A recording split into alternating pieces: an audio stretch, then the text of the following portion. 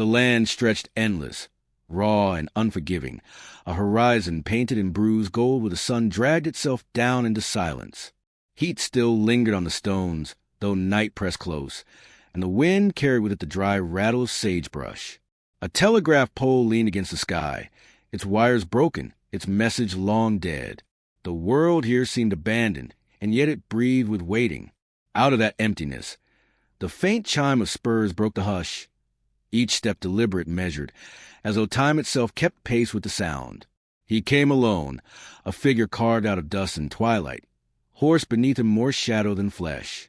His face was unreadable, the kind of countenance molded by years under the desert sun, and countless roads walked with a gun at his side. His silence spoke louder than words, and though no one in town yet knew his name, the weight of him was felt the moment he appeared. Doors cracked open along the single dirt street, eyes narrowed against the dying light, whispers curling low like smoke. They could feel a storm in his presence, though the sky was still clear. At the saloon, a lantern glowed against the warped glass, catching the silhouettes of men bent over cards and cheap whiskey. Laughter was brittle, uneasy. The piano stood silent, its keys coated in dust. When the stranger tied his horse and stepped through the bat-winged doors, the room stilled an instant. He carried no expression, only the faint smell of travel, sweat leather, and the smoke of far-off fires. His boots struck the floor like iron. The barkeep, a thick-set man with a scar down his cheek, glanced up once, then lowered his eyes, pretending to polish a glass. It was the outlaw at the back who first broke the silence. Lean, sharp-eyed, with the easy arrogance of man used command, he tapped the rim of his glass and spoke loud enough for all to hear. "Well now, look what the wind dragged in. Another ghost come to haunt the living." His voice drew a few nervous chuckles, though most drank quickly, hoping not to be noticed. The stranger's gaze cut across the room and settled on him, long enough for the firelight to reveal recognition in both men. No words passed, but the air thickened, charged with something too old and too heavy for laughter to hold. The outlaw leaned back in his chair, a smirk tugging at his mouth, though his hand rested near the pistol at his hip. The stranger turned away, asked for water, and drank it slow, as though there were no threat in the room. Yet his silence burned hotter than 1,000 boasts. When he set the glass down, the sound was final, a promise laid bare. Outside, the train's whistle split the night, long and mournful. The sound carried across the town, bouncing from shuttered windows to the blacksmith's cold anvil, and something in it stirred unease. Folks had learned to dread that cry of steel. It meant more men, more hunger, more land claimed by those who saw the West as nothing but dirt to own and bodies to bury. Whispers told of mercenaries, hard-eyed riders hired to clear out settlers, and of blood spilled for the price of progress. The outlaw tilted his head toward the sound, lips curling. "Progress," he said, "comes whether a man wants it or not." His eyes shifted back to the stranger, and for an instant the room seemed to hold its breath. The stranger left without answering. He stepped into the cooling night, the boards creaking under his boots. The town lay hushed, waiting as though bracing for the first strike of a storm. He paused by the blacksmith's forge, ran his fingers along a horseshoe cooling in the dust, and stared out toward the tracks where the whistle had come from. His eyes carried the weight of memory, of a wound not yet healed, and though no one knew his story, they felt its gravity. From a darkened window across the street, a woman watched. She held a folded paper in her hands, its edges worn from too much clutching, and her breath caught when she saw him.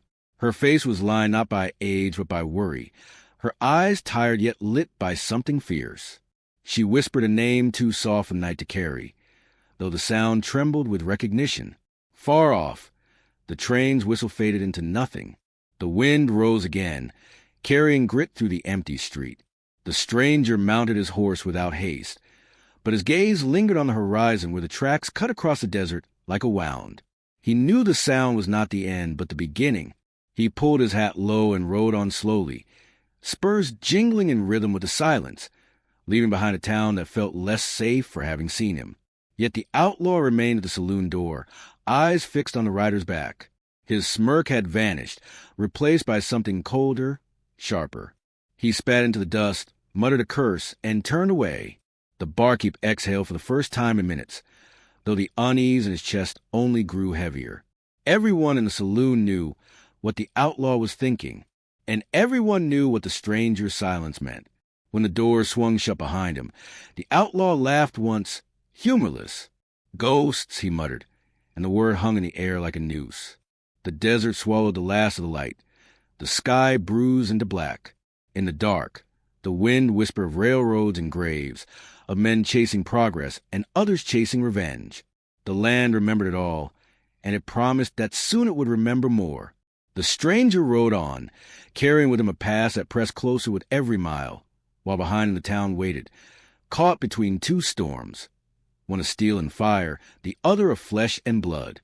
The night deepened, but the story had only just drawn its breath. The morning came slow, with a thin veil of mist clinging to the ground and the tracks glistening like black scars across the land. The town stirred uneasily, doors opening to the creak of hinges, faces drawn as if the night had aged them further. Somewhere beyond the horizon, the low growl of iron wheels approached, steady and unrelenting, promising the arrival of men who did not know this place but would soon claim it. Children peered from behind skirts. Dogs barked at the unseen threat, and every man within earshot felt his hand drifting closer to the weapon at his side. The stranger stood at the edge of the street, a dark silhouette against the pale sky. His horse shifted, uneasy, as though it too could sense what rolled nearer. His eyes never left the tracks. He had known this sound before, years back when ire and ambition first began tearing to the desert, bringing lawless men under banners of progress. That same whistle had heralded ruin then, and now it sang the same dirge. The outlaw from the saloon appeared not long after, flanked by two of his men. He carried himself with a measured swagger, the sort that spoke of confidence born from cruelty. His gaze found the stranger at once, and the faintest smirk tugged at his mouth, as though the moment had been scripted long before either of them arrived here. "Looks like the train's bringing company," he said, voice pitched to Carrie. "Maybe friends of mine. Maybe yours. Hard to tell." The stranger did not answer, but the quiet between them said enough. Around them, the townsfolk held their breaths, watching the distance, waiting. The train's arrival shattered the stillness. Steam hissed, brakes screeched, and smoke coiled into the morning sky. When the doors clanged open, men poured out, hard-eyed, armed, their movements sharp as blades. They were mercenaries, unmistakable, their coats torn but their rifles clean, their boots heavy enough to shake dust from the street. The outlaw's smirk widened as he stepped forward to greet them, his voice warm with false welcome. The stranger stayed where he was, eyes narrowing as recognition sparked. He had crossed paths with his breed before, soldiers without a flag, loyalty sold to the highest bidder, men who would burn a homestead and smile while doing it. A woman emerged from the balcony of the saloon, the same who had watched him in silence the night before. She clutched that folded letter against her chest, her expression carved of stone though her eyes betrayed the storm within. Her gaze flicked between the outlaw and the stranger, caught between memory and fear, as if she carried knowledge dangerous enough to tip the scales of the town. No one else noticed her, but the stranger did, and for a moment the dust and noise fell away as he recognized the weight in her stare. The mercenaries spread through the street, their leader a broad man with a crooked nose and a scar splitting his brow. He spoke of opportunity, of land ripe for taking, of iron rails that would stretch across the desert and carve wealth for those willing to claim it. His voice was honeyed, but his eyes were steel. The townsfolk shifted uneasily, hearing both promise and threat in his words. The outlaw leaned into the silence, offering himself as a bridge, a man who could keep order if only he was given authority. It was plain enough that he had summoned these men, and plain enough, too, that he sought to use them. The stranger stepped forward, his boots grinding grit beneath them, and the mercenary leader's eyes flicked to him. For a heartbeat recognition flared, faint but undeniable, as though memory had risen unbidden from some buried grave. Yet neither man spoke it aloud. Instead, they measured each other in silence, and the air thickened between them until it felt too heavy to draw a breath. By midday, tension had curdled into hostility, a dispute over land. Two farmers pushed from their plots by mercenary hands, spilled into the saloon, fists flying until pistols were drawn. The barkeep ducked behind his counter, glass shattering above him, while the outlaw watched with casual amusement, only stepping in when he could twist the outcome to his advantage. He calmed the room not with reason but with threat, his hand brushing the butt of his pistol as he told the farmers they'd best find new soil or be buried in their own. The stranger, watching from the doorway, said nothing, yet his stillness was not weakness. It was judgment, a ledger quietly being marked. As dusk bled into the town, the outlaw approached the stranger again. They stood beneath the creak of the blacksmith's sign, dust swirling at their boots. "You've got a knack for showing up where the ground's about to split," the outlaw said. "Tell me, are you here to stop me or just watch me work?" His voice was casual, but his eyes were sharp, the memory of old wounds alive in them. The stranger's silence lingered long enough to sting. Then he spoke at last, his voice low and rough, carrying years of dust. "I'm here because you never finished what you started." The outlaw's smirk faltered, and in that crack expression the truth lay bare. They shared a history, one too heavy to name in front of watching eyes, but its shape hung in the air between them. The outlaw stepped back, covering the slip with a laugh, though it rang hollow. He turned on his heel, his men falling in beside him, but the weight of the stranger's words lingered like a loaded gun. Later, when the street had quieted, the woman unfolded her letter in the glow of a single lamp. Her hands shook, though her eyes were fierce. The names written there were not mere words, but anchors, ties binding her to the stranger and the outlaw both. Whatever past they had carved together. She carried its proof, and she knew it would soon demand reckoning. In the blacksmith's shop, the stranger sat alone, revolver open on his knee. He slid cartridges into the cylinder one by one, each click echoing against the iron walls. His jaw was set, his eyes hollow, haunted by memory. Outside, the night crept in, the wind sharp with the promise of change. He closed the weapon with a snap, holstered it slow, and leaned back into the shadows. The town might have thought him silent, but silence had its own voice, and it spoke a blood owed and blood yet to come. By the time the lamps burned low, every soul in the town knew the truth, though none dared say it aloud. They stood on the edge of something vast and violent, and the stranger's arrival had not brought salvation, only the certainty that the storm was near. The outlaw sharpened his knives, the mercenaries set their rifles in line, and the woman kept her secret pressed close to her heart. The stranger closed his eyes against the dark, hearing in the silence not peace, but the echo of a gunshot yet to come. The night ended without violence, but peace had fled. What remained was waiting, heavy and unshakable, a silence so deep it promised to break. The night thickened over the town, a silence stretched taut enough to snap.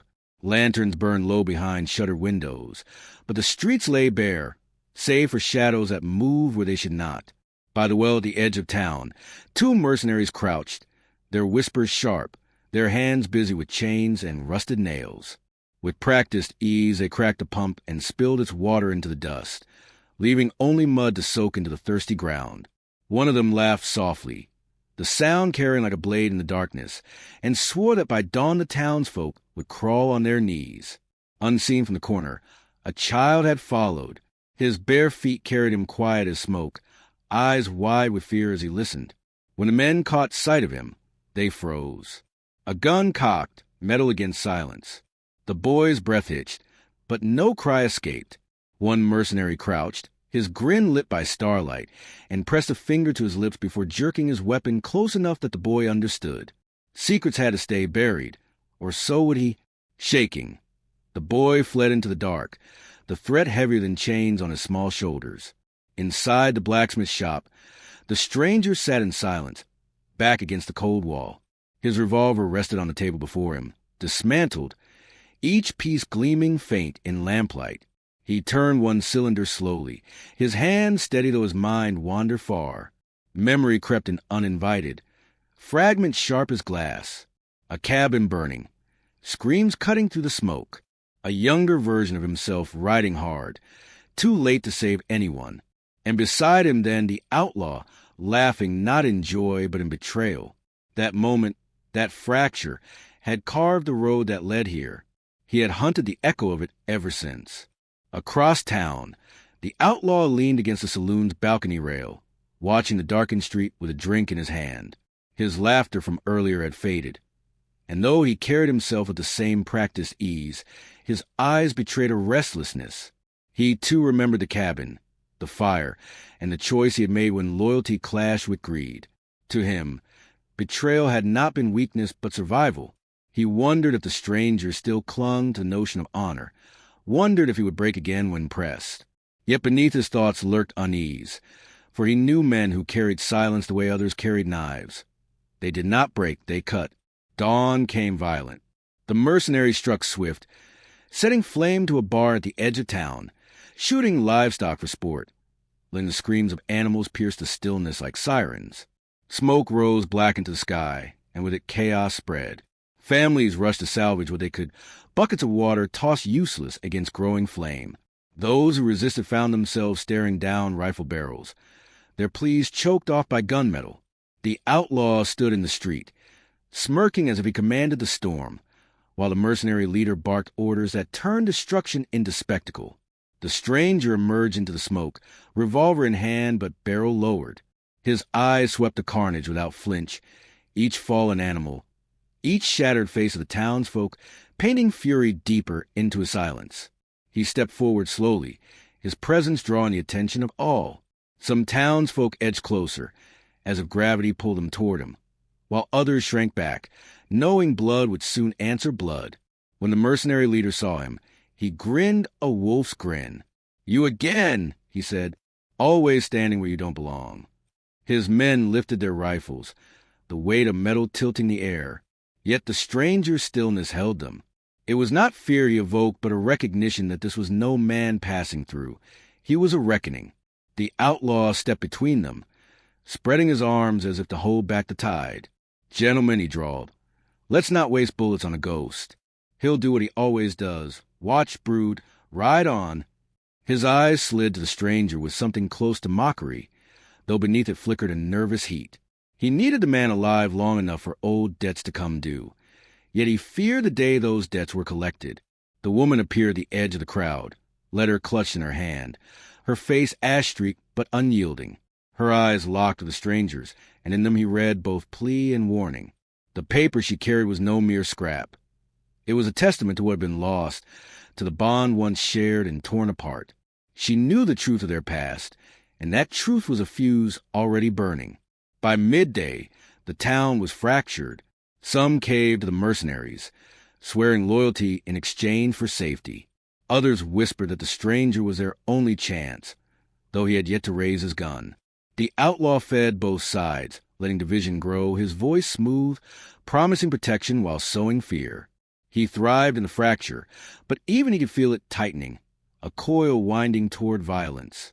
That night, the stranger stood outside the saloon, watching shadows twist across the lamplight. The woman approached him, her hands trembling though her voice carried steel. She offered him the letter, unfolded, its words a knife and ink. It named both him and the outlaw and the ruin of her family, one through silence, the other through betrayal. Her eyes demanded not comfort, but justice. "You can't keep walking," she said, voice raw. "If you ride away, there will be nothing left." He read the page without a flicker, but when he handed it back, his hand lingered just enough to show the weight he bore. "I don't ride," he said, low and certain, the words heavier than the silence that had defined him. The outlaw, watching from the balcony, caught the exchange. For the first time his smirk cracked into anger, sharp and unguarded. He realized then that the stranger had chosen not to flee but to stand, and the choice split the night like thunder. Their history, long buried in smoke and blood, would no longer sleep. As the moon rose high, the mercenaries gathered at the outskirts, preparing rifles, sharpening blades. The outlaw leaned over the rail, his shadow long, his heart drumming against a past he could not escape. The stranger, alone beneath him, fastened his holster, the click of metal carrying to quiet like the toll of a bell. The town lay on the edge of war, its silence heavier than the gunfire that had yet to come. Every man and woman felt it, in the tremor of their hands, in the quickening of their breath. The stranger had made his choice, the outlaw his wager, and the land itself seemed to wait hungry, knowing that by dawn the dirt would drink deep. The sun rose without warmth, a pale disk over a town that no longer breathed easy.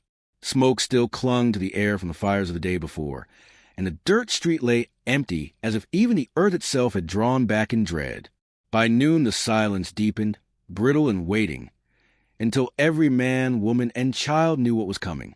It was not a question of if, but when the first shot would shatter the stillness. The stranger stepped into the street. Dust curled around his boots, his shadow long against the boards.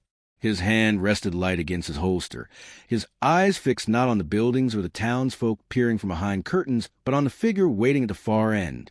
The outlaw stood there, loose and steady, his smirk gone, replaced by something colder.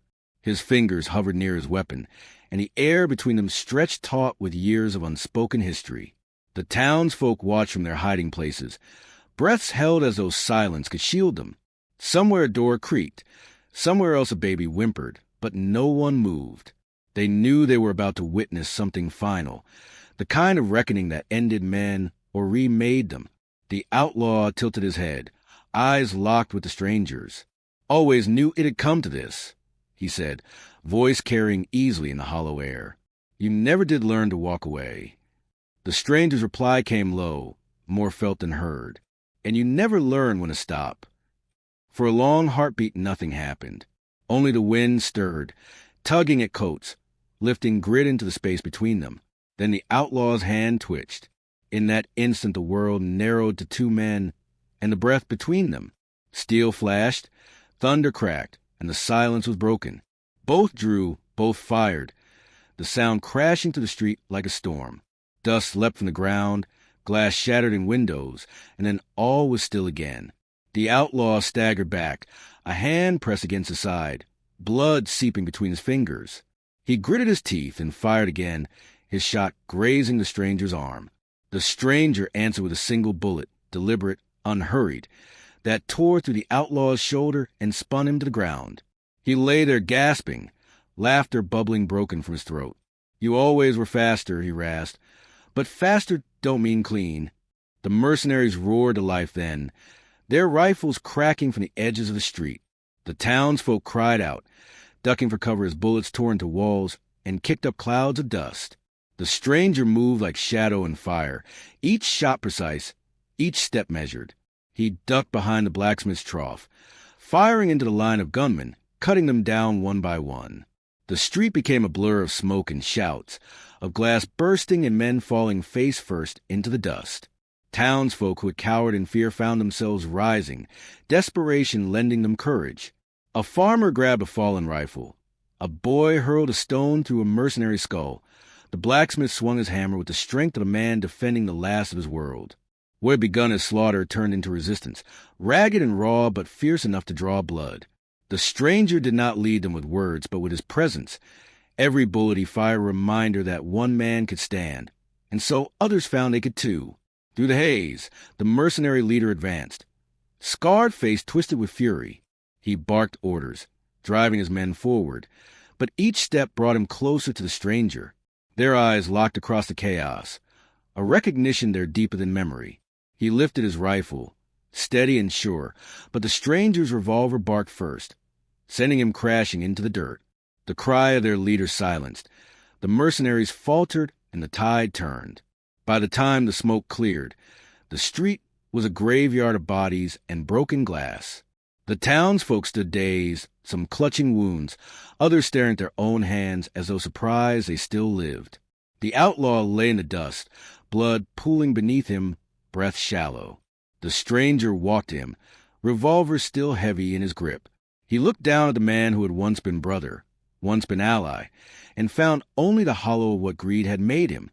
The outlaw coughed, a smear of red on his lips, and managed a grin that was more pain than pride. "You think killing me changes anything?" he whispered. "The land don't care. The rails keep coming. You'll bury me, but you can't bury what's already started." His words hung, bitter and true, yet the stranger did not flinch. He leveled the revolver, his silence the only verdict, and pulled the trigger. The shot cracked, final and absolute, and the outlaw's grin froze as his eyes dimmed. For a long moment, the only sound was the wind moving dust over the bodies. Then the townsfolk emerged, their faces pale, their eyes wide. They looked at the stranger not with gratitude, but with something harder, fear, Awe, a recognition that he was not savior but storm. He holstered his weapon without ceremony, turned his back on them, and walked toward his horse. The woman stepped forward, the letter still clenched in her hand, her eyes bright with unspent words. But whatever she meant to say withered on her tongue. He mounted without looking back, the weight of his silence heavier than any promise. As he rode out, the sun dipped low, casting the town in long shadows. Smoke still curled from broken rafters, and the survivors stood amidst